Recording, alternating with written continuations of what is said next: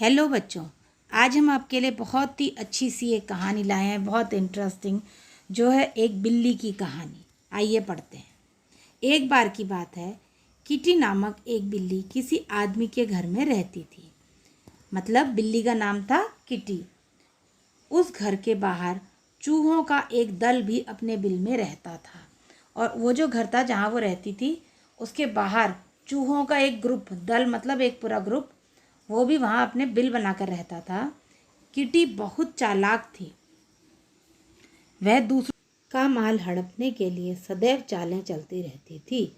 लेकिन किटी को यह पता नहीं था कि घर के बाहर चूहे भी बिल बनाकर रहते हैं। एक दिन उसे चूहों के बारे में पता चल गया। उसने उन चूहों को एक एक कर पकड़ा और मारकर खा गई। लेकिन कुछ चूहे बच गए और उससे भयभीत रहने लगे, मतलब डरने लग गए उससे।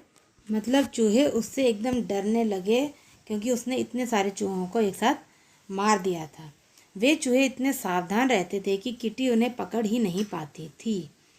फिर आगे देखिए, आगे क्या हुआ कि डर के मारे चूहे डरने लगे।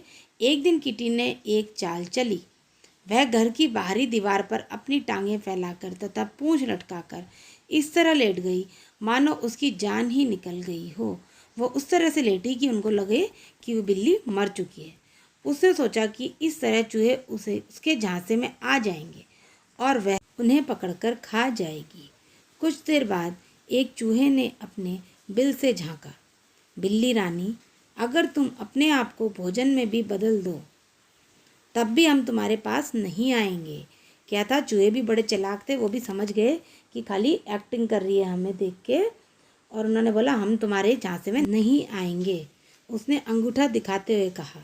यह सुनकर किटी निराश हो गई और उस घर को छोड़कर चली गई। चूहे वहाँ मज़े से रहने लगे।